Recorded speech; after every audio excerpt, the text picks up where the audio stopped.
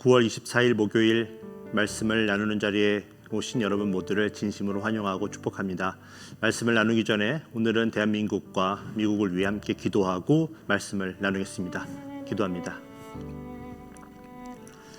사랑의 하나님, 우리 조국 대한민국과 미국의 대통령들과 위정자들을 주님께서 기억하여 주시고 그들이 모든 주권은 하나님께 있음을 깨닫게 하시고 하나님의 지혜를 허락하셔서 그들이 겸손하게 나아가게 하시고 그래서 이 허락된 위기를 기회로 바꾸는 역사를 경험케 하여 주시옵소서. 그들 모두를 주님 하나님을 경외하는 자들로 세워주시고 그래서 순결하고 거룩한 나라로 새롭게 일으켜 주시옵소서. 이 코로나 19의 사태가 빠르게 진정되기를 원합니다. 이를 위해 쓰는 모든 사람들을 주님께서 기억하여 주시고 그래서 그들에게 능력과 힘을 주셔서 이 모든 사태들이 빠르게 마무리될 수 있도록 주님께서 인도하여 주시옵소서. 예수님의 이름으로 감사하며 기도 올려드립니다. 아멘. 계속해서 베드로전서를 보고 있습니다. 오늘은 베드로전서 2장 11절에서 15절까지의 말씀을 함께 나누도록 하겠습니다. 제가 봉독해서 대신하여 봉독해 올리겠습니다. 사랑하는 자들아, 거류민과 나그네 같은 너희를 권하노니 영혼을 거슬러 싸우는 육체의 정욕을 제어하라. 너희가 이방인 중에서 행실을 선하게 가져 너희를 악행한다고 비방하는 자들로 하여금 너의 선한 일을 보고 오시는 날에 하나님께 영광을 돌리게 하려 함이라.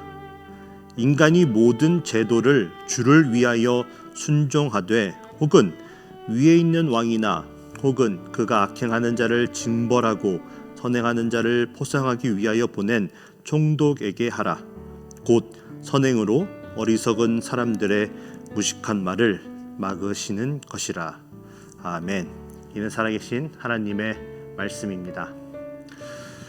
사도 베드로는 베드로전서 2장의 앞부분에서 우리 모두가 모든 악독과 모든 기만과 외식과 모든 시기와 모든 비방하는 말을 완전하게 버리고 대신에 하나님의 말씀을 사모하여 악한 것들이 차지하고 있던 우리들의 심령을 하나님의 말씀으로 가득 채우고 그래서 우리의 믿음을 멈추지 말고 계속해서 성장시켜야 한다고 말해주고 있습니다.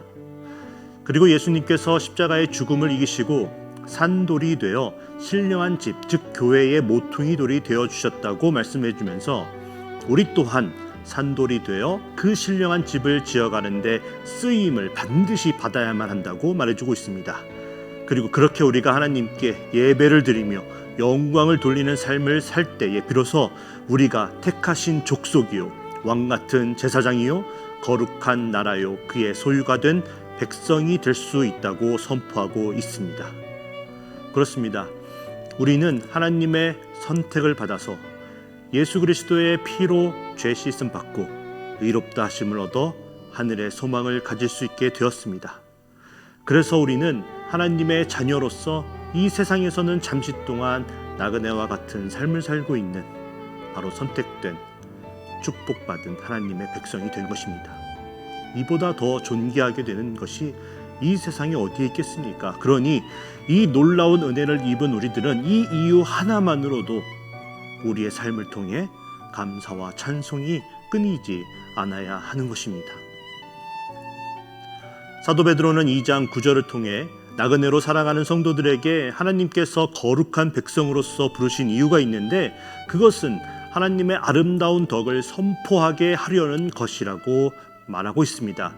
그러니 우리는 예수님의 구원의 소식을 세상의 사람들에게 힘써 전해서 더 많은 세상에 속한 백성들을 하나님의 택하신 족속으로 그리고 함께 예배하며 하나님의 보좌로 나아가는 제사장으로 그리고 하나님의 거룩한 나라의 소유된 백성으로 만들기 위해 최선을 다해야 되겠습니다. 그러한 복된 삶을 살아가는 우리 모두가 되길 간절하게 기도합니다. 그런데 그렇게 예수님의 복음을 전하다 보면 난처할 때가 있습니다. 우리가 열심히 예수님의 복음을 전한다고 하더라도 우리의 가족들이 또 우리의 친구들이 또 우리의 직장 동료들이 우리에게 그냥 당신들이나 잘하세요라는 말을 할 때가 있다는 것입니다. 얼마 전에 이제 들은 이야기인데요. 요즘에는 한국에서 초등학생들도 자기가 교회에 나간다는 것을 창피하면서 친구들에게 말을 하지 않는다고 합니다. 친구들이 알면 왕따를 시킬까봐 그것이 두렵다는 것입니다. 너무 슬픈 현실 아닙니까? 왜 그렇습니까? 우리의 입은 거룩하신 하나님을 말하고 우리가 그의 자녀라고 말하면서 우리의 삶 가운데서는 그 거룩함을 그들이 찾아볼 수 없기 때문이 아닐까요? 예수님은 이웃을 사랑하라고 하는데 그러지 못하고 이기적인 행동들을 우리 교회가 앞장서서 하고 있기 때문이 아닐까요? 우리의 삶을 통해 그들이 도저히 예수님의 거룩하심과 사랑을 발견할 수 없다는 것입니다. 그래서 사도 베드로가 오늘 본문에서 하나님의 자녀로서 우리가 어떠한 행동을 해야 하는지에 대해 말하고 있는 것입니다. 하나님의 거룩한 백성이 되었다면 그에 맞게 선한 행실이, 거룩한 행실이 우리의 삶 속에 있어야 한다는 것이죠. 사도 베드로가 베드로전서 2장 전체를 통해 우리는 우리의 나그네 인생을 하나님께 영광을 돌리기 위해 살아야 하고 그러기 위해서 우리의 삶 속에 하나님이 원하시는 하나님의 자녀가 마땅히 행해야 할 선한 행동들이 동반되어야 한다고 강조하며 말해주고 있는 것입니다. 그래야 세상이 거룩하신 하나님을 두려워하고 도리어 하나님께로 나아와 복종하며 그분을 예배함으로 참된 기쁨을 찾게 된다는 것입니다. 이제 오늘은 2장 11절에서 15절을 함께 살펴보면서 우리 안에 다시금 회개하는 마음과 결단하는 마음이 생기게 되어 우리의 모습을 통해 예수님을 드러내는 삶을 살게 되는 귀하고 복된 시간이 되시길 간절하게 기도합니다. 먼저 이제 11절 말씀입니다. 사랑하는 자들아 거류민과 나그네 같은 너희를 권하노니 영혼을 거슬러 싸우는 육체의 정욕을 제어하라. 그렇습니다. 우리가 선행을 하기 위해서는 반드시 육체의 정욕을 제어할 수 있어야 합니다. 거룩하신 하나님의 자녀가 된 우리들은 이 세상에 믿지 않는 사람들 가운데서 선하게 삶으로써 그들에게 바르고 선한 생활의 본을 반드시 보여야 합니다. 그래서 하나님의 자녀로서 사는 삶은 다르다라는 것을 그들에게 보여주어야 합니다.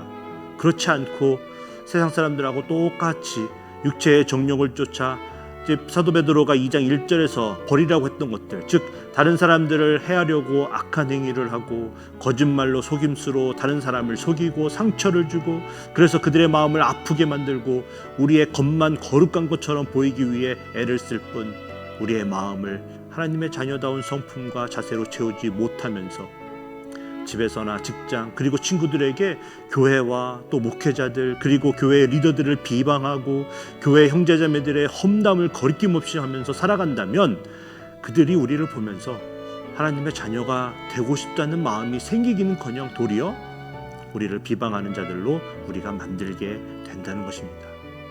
그리고 우리는 예수님께서 심판자로 이 땅에 다시 오시는 날에 하나님께 칭찬을 받으며 영광을 돌리는 나그네의 삶으로 이 세상의 삶을 마감하는 것이 아니라 예수님의 외면을 심판으로 받게 될 것입니다. 그래서 우리는 처절하게 우리의 육체의 정욕을 이기기 위해 싸워야 합니다. 왜 처절하게 싸워야 합니까? 이기는 것이 결코 쉽지 않기 때문입니다. 틈만 나면 우리는 사단의 유혹에 넘어지고 쓰러지는 연약한 존재이기 때문입니다. 그러나 여러분 실망하지 마시기 바랍니다. 우리가 혼자서 싸울 때나 그것이 힘든 싸움이지 만약 성령님께서 우리와 함께 하셔서 우리와 함께 싸워주신다면 그 싸움은 이제 무조건 이길 수밖에 없는 싸움이 되기 때문입니다. 갈라디아서 5장 16절과 17절을 보면 너희는 성령을 따라 행하라. 그리하면 육체의 욕심을 이루지 아니하리라. 육체의 소욕은 성령을 거스르고 성령은 육체를 거스르나니 이 둘이 서로 대적함으로 너희가 원하는 것을 하지 못하게 하려 함이니라. 그렇습니다. 성령님의 도우심으로 우리는 그 육체의 정욕으로부터 자유할 수 있습니다. 그래서 우리는 성령님의 임재하심을 간절하게 구해야 합니다. 우리 안에 성령님을 우리의 인도자로 모심으로 모든 육체의 정욕으로부터 자유함을 얻게 되는 이 말씀을 듣는 저와 말할 우리 모두가 되시길 간절하게 기도합니다. 그런데 성령님이 임재하시면 더욱더 놀라운 일들이 일어납니다.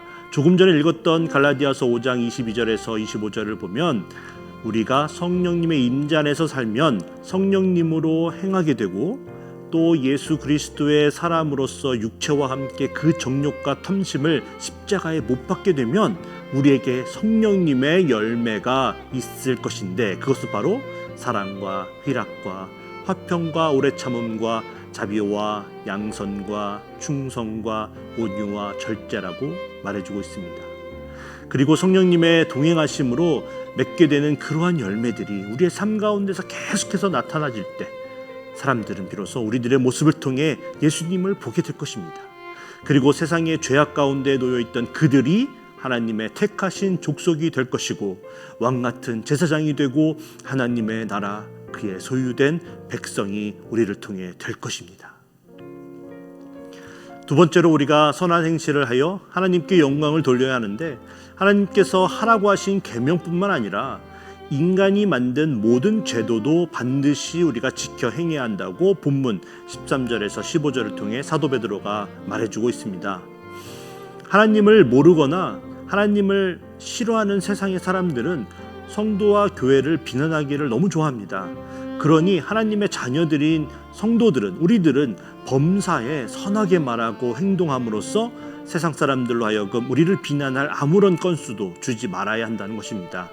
그래서 세상이 만든 제도도 우리가 반드시 잘 지켜서 흠 잡힐 데가 없어야 한다는 것입니다.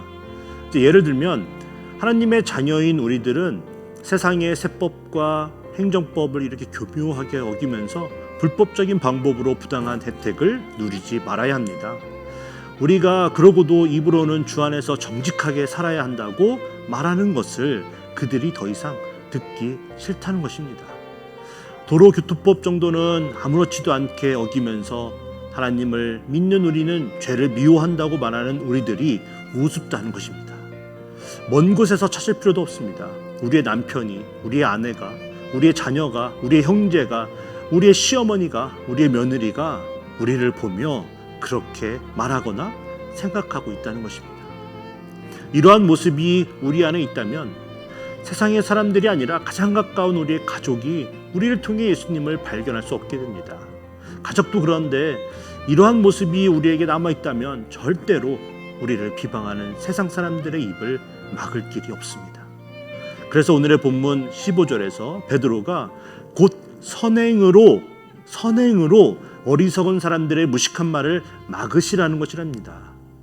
하나님을 부인하고 욕하는 세상의 사람들의 그 무식한 말을 막기 위해 그들과 언쟁하며 싸우고 힘을 이용해서 그들을 억누르라고 하는 것이 아니라 하나님의 계명뿐만 아니라 세상의 제도와 법규도 반드시 정직하게 지키는 선행을 통해 그들의 말을 막으라고 말씀하시는 것입니다. 그런데 여기서 중요한 것이 하나 있습니다. 우리가 따라야 하는 세상의 제도는 반드시 하나님을 반하는 것이 아니어야 합니다. 하나님의 말씀, 진리를 거스리는 것이라면 그것이 아무리 사회의 제도라 할지라도 우리는 반드시 따르지 말아야 합니다. 우리가 왜 사회의 제도와 법규를 따라야 한다고 베드로가 말해주고 있습니까?